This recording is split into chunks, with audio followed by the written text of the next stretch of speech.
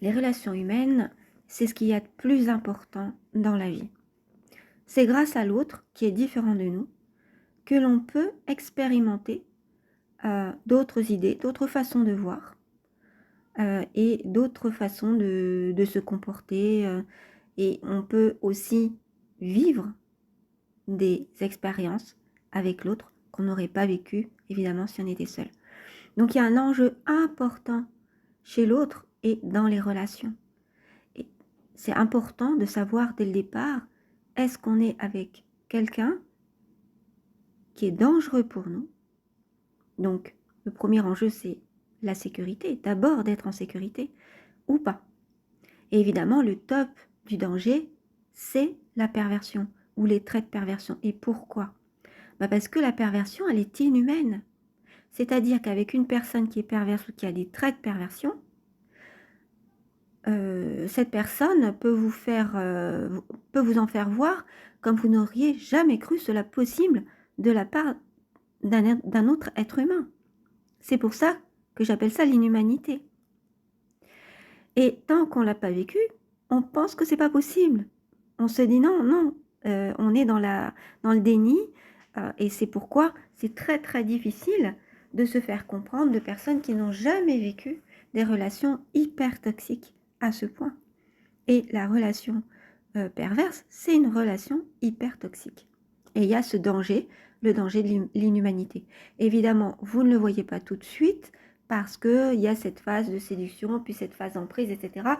Donc, vous ne voyez rien. Évidemment, si vous voyez tout, vous auriez stoppé la relation dès le départ. Donc, le danger de tomber sur une personne perverse ou qui a des traits de perversion, c'est ça. C'est qu'en fait, vous allez vivre un enfer. Et si vous ne voyez rien en plus, d'autres personnes peuvent être entraînées dans cet enfer. Et le danger avec la perversion, d'abord j'ai dit qu'elle était inhumaine, mais c'est aussi qu'elle n'a pas de limite. Ça veut dire qu'il n'y a pas de limite dans le temps. La personne ne va pas arrêter de vous torturer et vous faire mal. Ça continuera tout le temps. La seule chose qui stoppe une personne perverse qui a des traits pervers, c'est quand elle trouve une autre proie, malheureusement. Mais ensuite, lorsqu'elle reprend des relations avec vous, ça recommence du début. Elle reprend tout en boucle, en fait, comme si elle n'avait rien appris de ce que vous aviez vécu. Il n'y a jamais d'évolution. Ça, c'est une troisième caractéristique aussi que je vous donne comme ça en vrac dans la perversion. Donc voilà pourquoi c'est dangereux.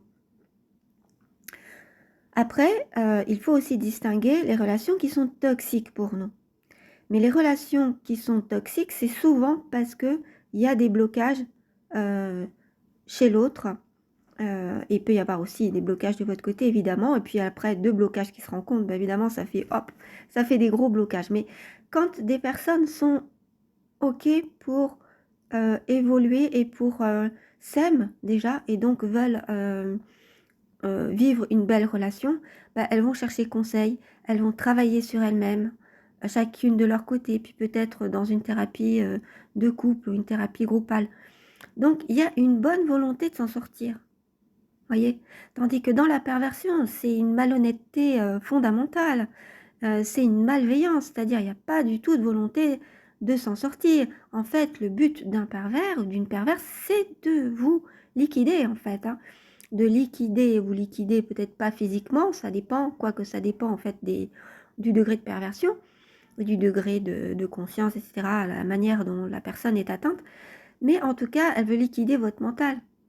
Elle veut que vous résistiez quand même assez, parce que sinon, c'est pas rigolo, mais en gros, elle veut vous faire du mal.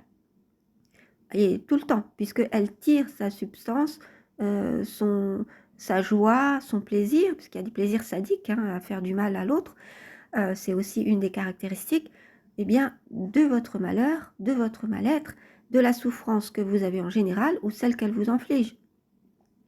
Voilà pourquoi c'est dangereux de rester avec une personne quand vous savez qu'elle est perverse ou qu'elle a des traits de perversion. Alors pourquoi je fais la distinction entre perverse ou trait de perversion? Parce que pour moi, trouver qu'une personne est perverse, ça va être très difficile à prouver parce que le corps médical ne reconnaît pas la perversion réellement, enfin il y a cette histoire de triade noire, mais en tout cas le monde de la psychiatrie, de la psychanalyse et enfin toute la sphère psy n'est pas ok vraiment franchement. Et puis pour déclarer une personne perverse, il va falloir qu'il y a tellement de précautions qui sont prises que en fait vous avez le temps de faire plein de choses d'ici là, hein, et en fait il se sera toujours rien passé, voilà, parce qu'en fait il ne bouge pas, il ne bouge pas. Donc déjà, il y a ça. Après, vous ne pouvez pas faire reconnaître donc médicalement la perversion. Ça va être très compliqué. La seule chose qui va pouvoir être dit par un expert, par exemple, sans trop se mouiller, parce que justement, les experts ne veulent pas trop se mouiller, surtout dans le monde juridique, c'est qu'elle aura des traits de perversion. Et vous faire voir que là, dans telle situation que vous relatez, bah, il y a des traits de perversion quand même. Il y a quelque chose qui est pervers là-dedans, qui n'est pas humain, qui n'est pas normal, qui n'est pas sain. Donc voilà, mais n'attendez pas une reconnaissance de la part de ces deux instances, vous allez perdre votre temps.